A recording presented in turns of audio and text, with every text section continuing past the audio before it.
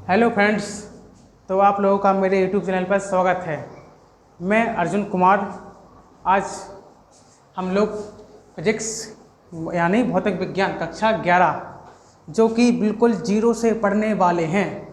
हाँ, इसमें आपको कोई भी बिल्कुल किसी भी प्रकार की प्रॉब्लम नहीं होने वाली है।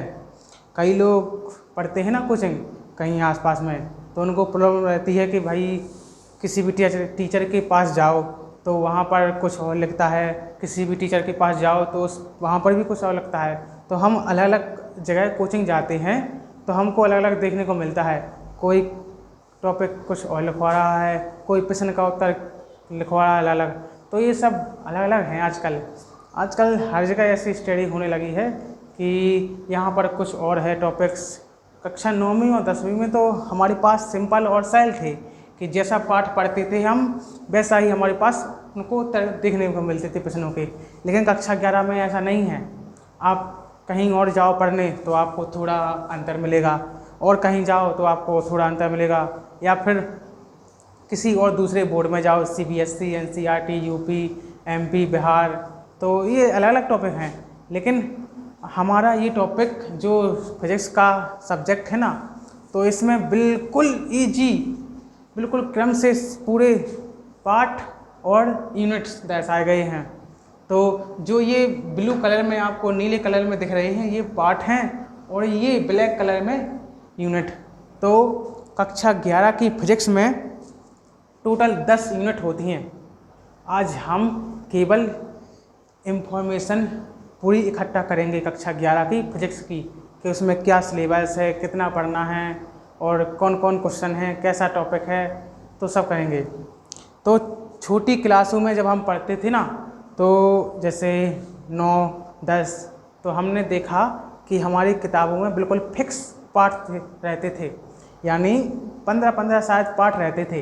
तो हम लोग डायरेक्ट जाते थे कोचिंग, या ऑनलाइन आप किसी भी जगह पढ़ते हो, ऑनलाइन स्कूल कोचिंग किसी भी जगह, तो उसमें सिर्फ आपको फिक्स पार्ट रहते थे जिससे आपको कोई प्रॉब्लम नहीं रहती थी। लेकिन कक्षा 11 में जैसे ही आप आगे की क्लास आ गए हो तो आपको थोड़ी बहुत तो मुश्किल होगी।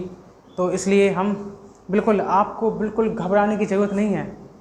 हम बिल्कुल क्रम से एक सीधा बिल्कुल सरल तरीके से आगे बढ़ते जाएंगे, इसका सबका बेसिक। तो आज हम अपनी किताब में आपको एक नया यूनिट नाम शब्द, जो कि अध्यायों का एक ग्रुप होता है, यूनिट दिखाएंगे। तो ये है भौतिक विज्ञान कक्षा 11। तो ये ब्लैक कलर में दिख रहे हैं आपको, ये यूनिट है। इसको यूनिट यानी इकाई, तो हमारे 10 इकाई हैं, 1, 2, 3, 4, 5, 6, 7, 8, 9, 10।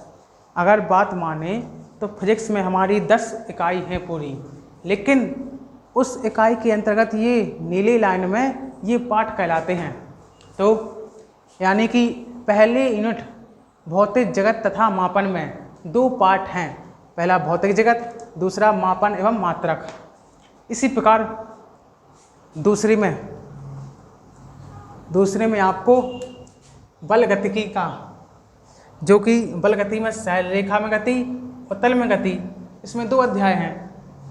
गति के नियम में ओनली 1 अध्याय, कार्य और ऊर्जा तथा शक्ति में 1 अध्याय, दृढ़ पिंड तथा कणों के निकाय की गति, इसमें भी 1 अध्याय, गुरुत्वाकर्षण, इसमें भी 1 अध्याय। बाकी फिर आ जाओ यहाँ पर 7वीं यूनिट, इसमें 3 अध्याय हैं, ठोसों के यांत्रिक गुण, द्रव के यांत्रिक गुण, तैल के यांत्रिक गुण। अगला है ऊष्मागतिकी, तो इसमें भी 1 अध्याय है। नेक्स्ट है आदर्श गैसों का व्यवहार एवं अणुगति का सिद्धांत, तो इसमें भी 1 अध्याय है। अगला जो 10वां यूनिट है हमारे पास दोलक एवं तरंगे, तो इसमें भी अलग अलग हैं। तो इस प्रकार से अगर अध्याय माने तो 1, 2, 3, 4, 5, 6, 7, 8, 9, 10, 11, 12, 13, 14, 15 अध्याय हैं। यानी कि अगर अध्याय में देखा जाए तो हमारी फिजिक्स में 15 अध्याय हैं, और वैसे यूनिट में देखा जाए तो 10 यूनिट हैं।